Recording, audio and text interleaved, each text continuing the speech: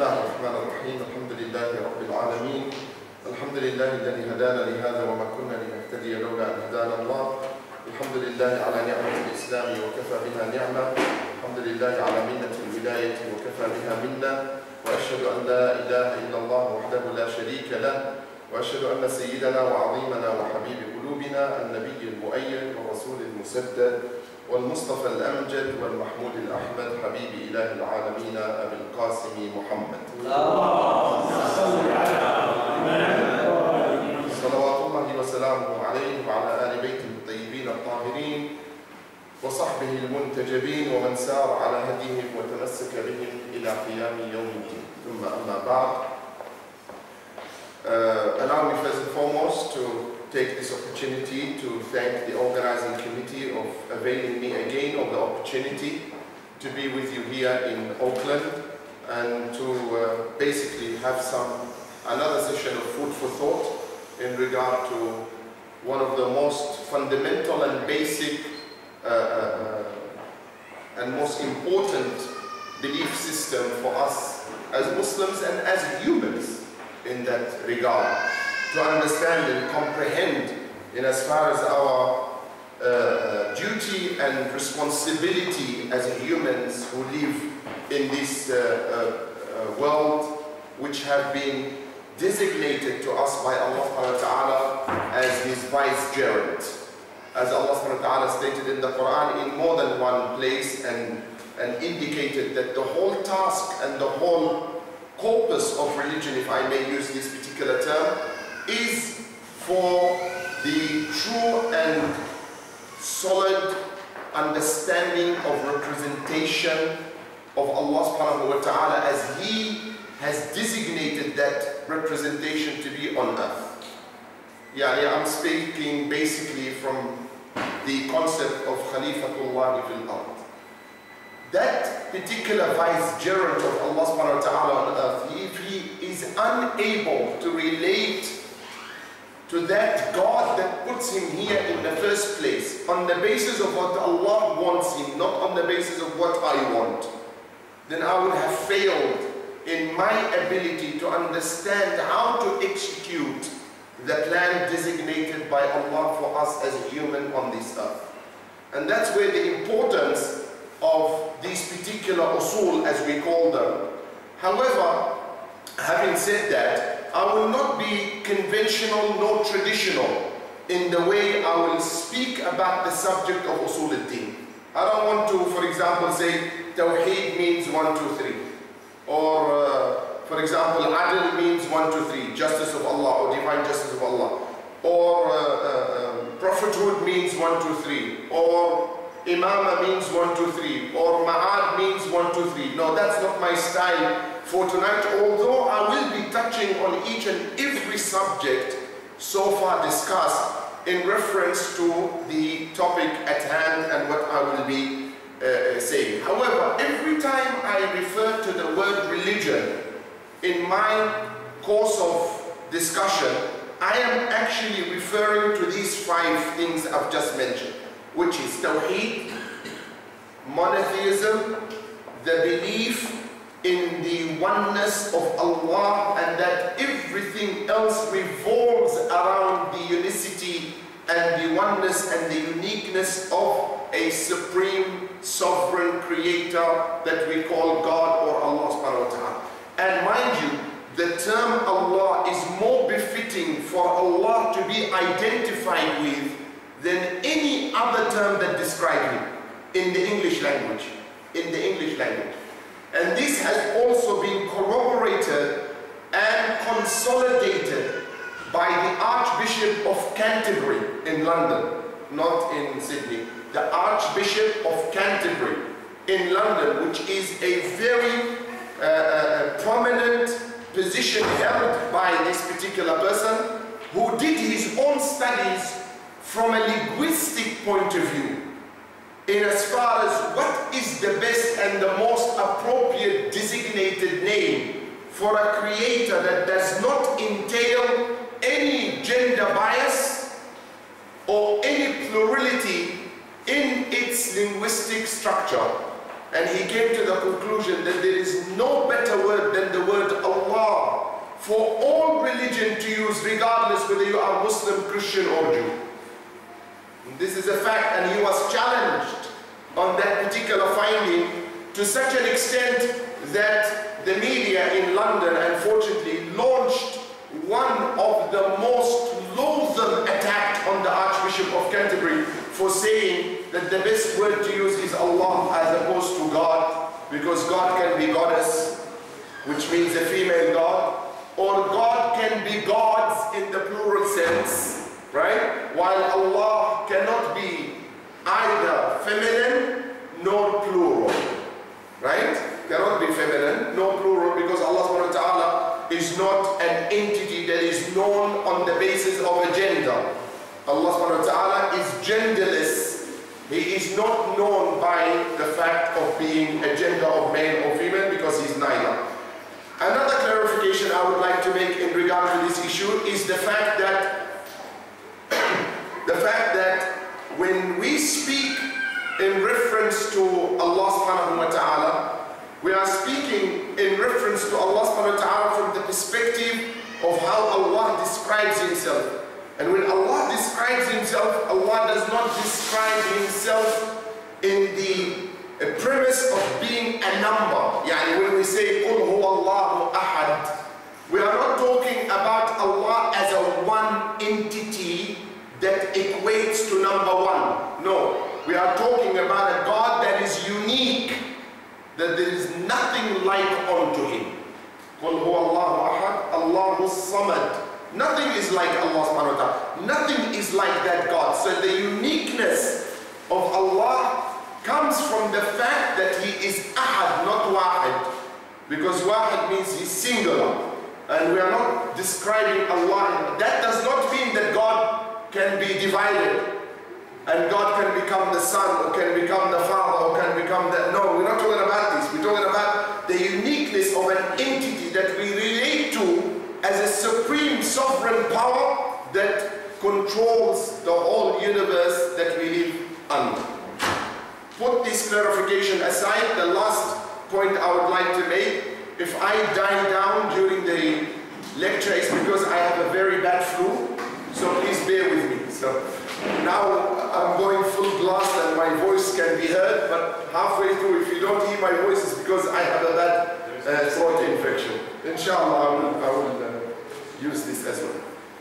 Allow me to begin by saying the following. The importance of knowing usul of religion, which are the fundamentals or the principles of faith and spirituality, lies primarily in the moral and socio-moral aspect of man's existence.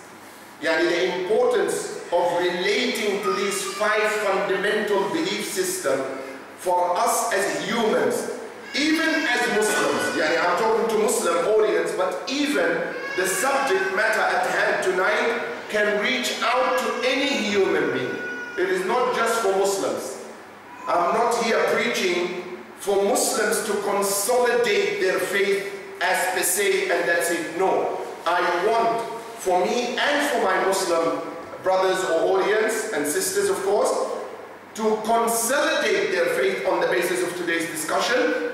However, I also want to reach out to those who happen to be not affiliate with that particular faith that we know as Islam as it stands today.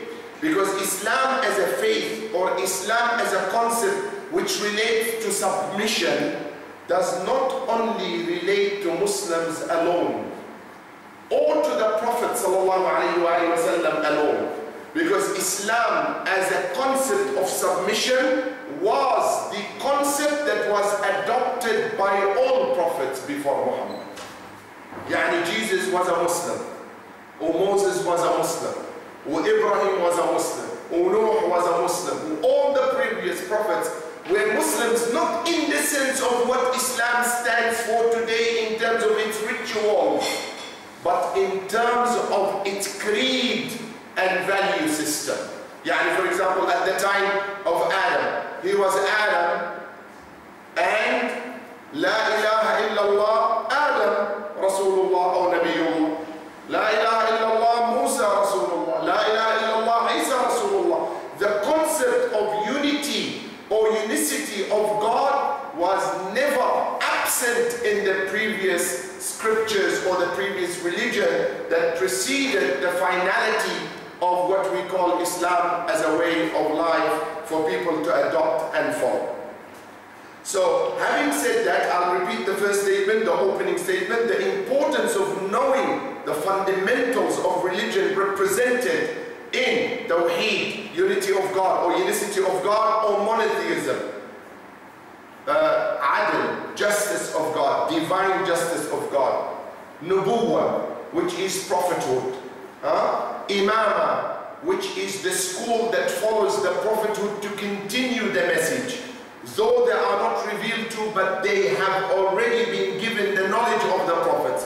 And finally, what we call Ma'ad, resurrection, or the day of judgment, in which each and every soul will be brought to account. Otherwise, the whole existence of this world fails to make sense if people come into this world and exit this world without having to be brought to some sort of an justice system where each and every individual will be either compensated or reprimanded.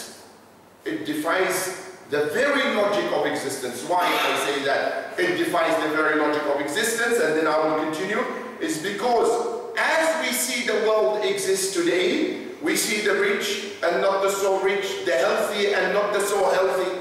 If the rich remains rich until he dies and the poor remains poor until he dies, the healthy remains healthy until he dies and the not so healthy remains not so healthy until he dies, then there is a very big question mark in regard to the second usul al-din that we call justice of Allah subhanahu wa ta'ala, which is divine. It actually negates the very concept that God is just. If we believe that you come into this world and you exit this world and that's the end of your life, it does not add up. It does not make sense. Then there will be so much corruption as we see today. Envy, hatred, animosity, war. Why? Between who and who? Between the haves and the have-not. I remember once I was watching a film on the plane going to America. شو المشايخ بتحضر أفلام الأيام والله لا حول ولا قوة. Sheikhs are watching movies these days. It was a good movie. It was a political movie. In this movie, what happens is that a fighter from the US Army comes face to face with one of the members of Parliament of the American Senate. Now, this particular, I just want to allude to one point, the point of the haves and the have-not. He comes in a meeting where this man now is fighting against the American administration. So the Senate, the member of the Senate, calls for a meeting with that soldier to meet with him and discuss why is he now all of a sudden turning against the American administration. So he says to him, in the course of the discussion, they meet on the tip of a mountain, and the Senate member is brought by a chopper, by a helicopter, so that he can meet the soldier. So when he lands, he says to him, why did you issue an order not to pick us up when we were attacked at the behest of your instructions, the American administration instruction, to go into Africa? There's a particular nation, of course they didn't give the name of the nation, they gave a hoax name, a different name, and you were the cause of the death of all my contingent, and he was among a contingent of fighters.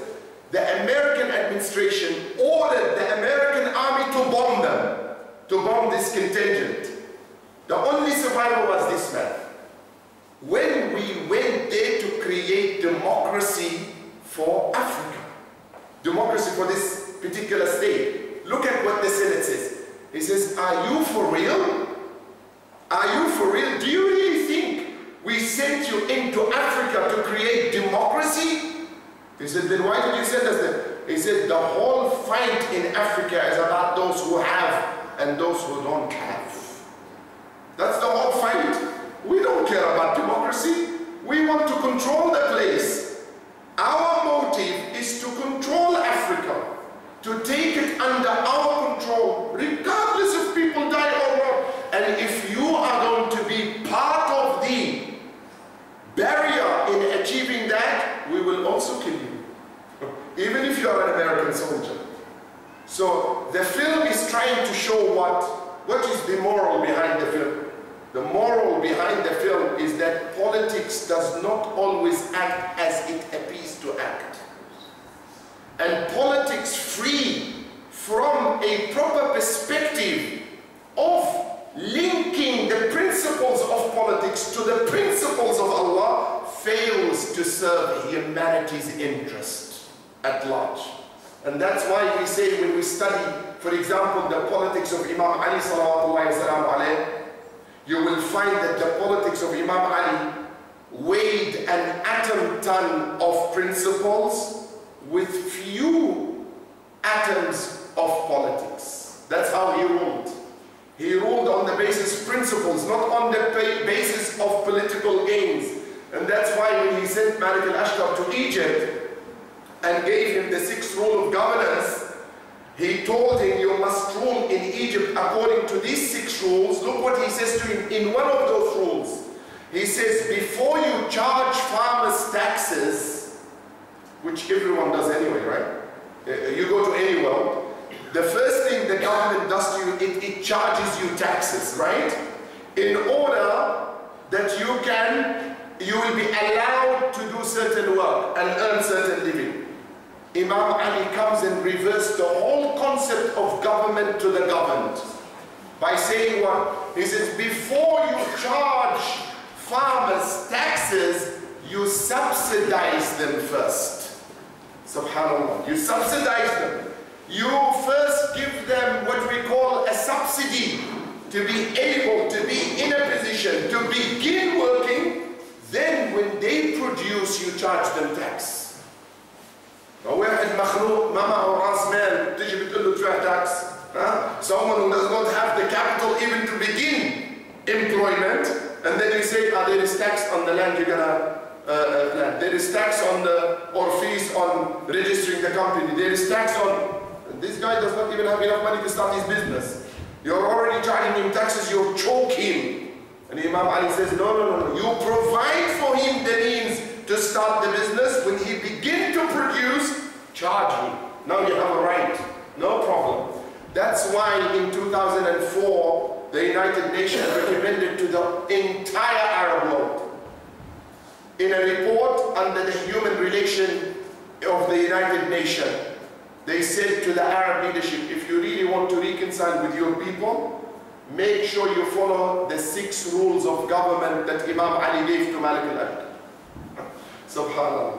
Imam Ali was vindicated 1400 years ago after, all the corruption that happened. United Nations comes to vindicate Ali ibn Abi Talib and to say, you know what, Ali ibn Abi Talib was right throughout his life in terms of how you should rule over people. And one of the most classical teaching that Imam Ali gave to Malik al-Ashtar is what? Is how to create a sense of equality between people. When he says, O Malik, people are of 2 kinds. Either your brother in faith or your equal in humanity. What sort of a religion that says if someone does not belong to your faith, he is still your equal as a human, whereby you are not allowed to discriminate against him on the basis of his faith, creed, color, gender, or whatever affiliation he or she may have. That's why we say learning and adopting and understanding the usul of your religion is fundamental to our survival in this world. Fundamental to our survival in this world. Why, you may ask, as in reference to what I have been saying, that the importance of knowing the principles of religion and spirituality lies primarily in the moral and socio-moral aspect of man's existence. You may ask, why is that so? Because the Islamic concept of religion religion, by its system of the fundamental principles of the religion, maintains that it is not only a spiritual and intellectual necessity to understand the principles of this faith, but it is also a social and a universal need for people to comprehend. And you will see later why I'm saying that. Why is it understanding the usul of the religion and the fundamentals of the religion based on the 5 principles I mentioned are so important to the social and universal needs of people in this world? Because, again, religion is not brought down by the Creator, Allah subhanahu wa ta'ala, who wants you to relate to Him on the basis of that concept of His unicity. Meaning, when we speak about Tawheed, brothers and sisters, what do we mean in reference to believing in the concept of Tawheed of Allah? Yani the uniqueness and the oneness of a sovereign God that created this universe that we should relate to in everything that we do in our life. It means simply that whatever you want to do has to rotate and revolve around Allah and not yourself. What Allah wants, not what I want. That's the concept of Tawheed. The concept of Tawheed is when you relate every action you do back to Allah, not to yourself. For example, look at Dua Makarim al-Akhlaq by Imam Zayn al-Abidin salawatullahi salamu alayhi to understand part of that Tawheed. Some people may say, what has a dua got to do with understanding the concept of Tawheed? Because without the concept of Tawheed, where you believe wholeheartedly in your system that the only way you can act upon certain guidelines is if your life revolves around God, and if it doesn't, then you will not be able to actually practice what God wants from you. For example, Imam Zayn al-Abidin says in one of the sections of the dua, بعد الصلاة على محمد وآل محمد.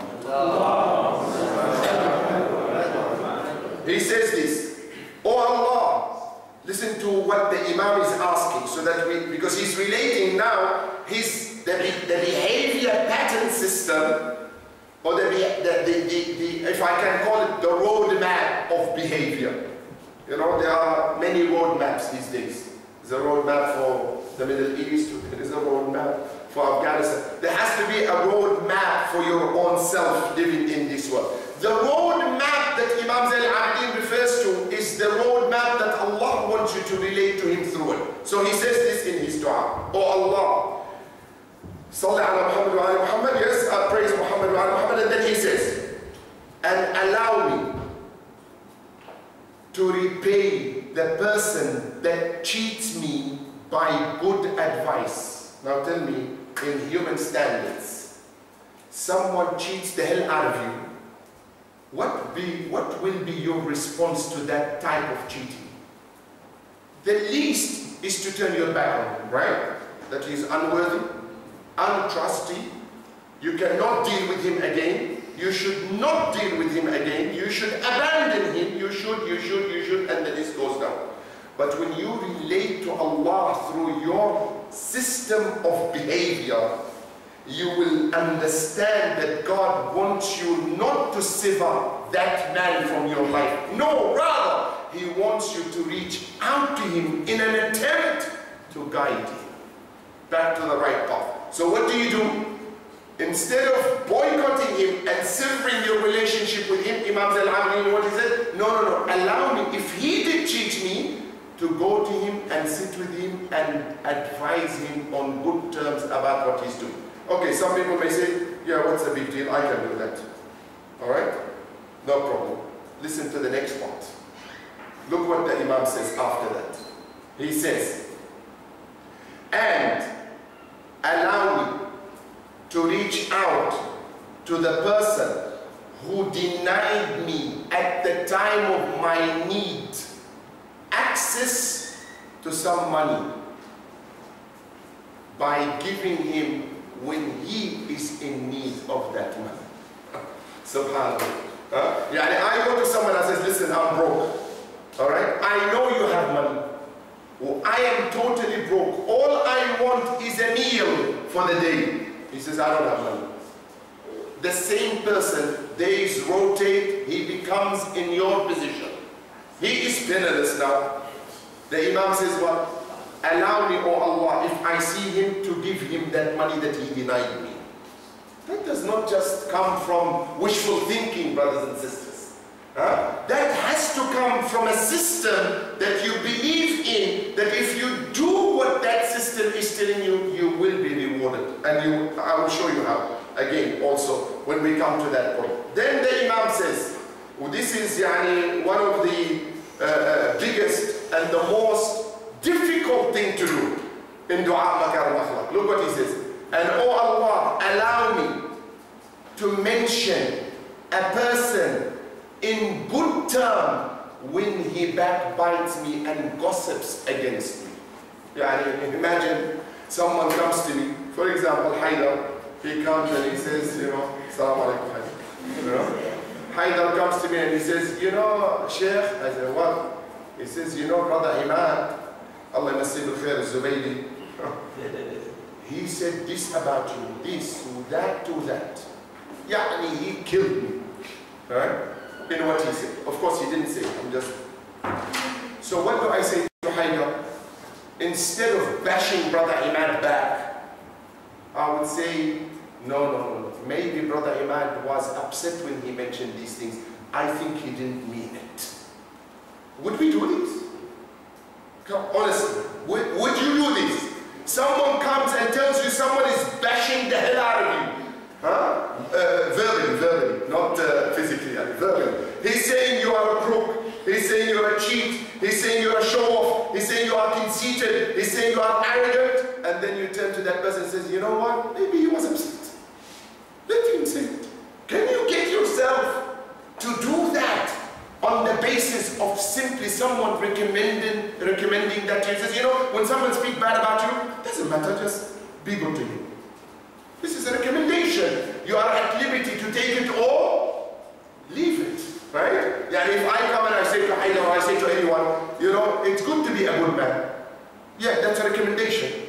You are then at liberty to accept it or leave it if you don't have a system of belief to back it up.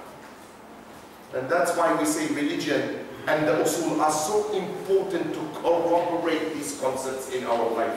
And without them, we will not be able to corroborate this belief system. And that's why you find that even among the Muslims sometimes, those who have failed in incorporating this usul in their behavior, because really, do they believe in it? Do they believe in what they are doing? Do they believe in the very concept of tawheed? Do they believe in the very concept of nubuwwah, in the very concept of adl, in the very concept of imama? You know what? If you really believe in the concept of prophethood and imama and adl and nubuwwah and tawheed, then your action will have to revolve around these 5 principles and not side an inch or divert an inch from these polars or these pointers that we call fundamentals of religion. Look at Imam Zayn al-Abidin again. To show you what it means to have a system that backs you in practicing what you preach. Marwan ibn al-Hakam, who was the governor of Medina, one day towards the end of the rule of the Umayyads, the people of Medina complained to the leadership in Sham. So they call him, شو اسمك انت مع أهل المدينة? What's your problem with the people of Medina? Why are you becoming cruel to them? He said, listen, we can't afford to have you as a ruler of the city of Medina where the Prophet is buried. We will actually take you away and return you to Medina so that the people of Medina will see that the Umayyads are just people because they're about to lose the rule to the Abbasis. Okay, so Marwan al-Hakam comes back, penniless.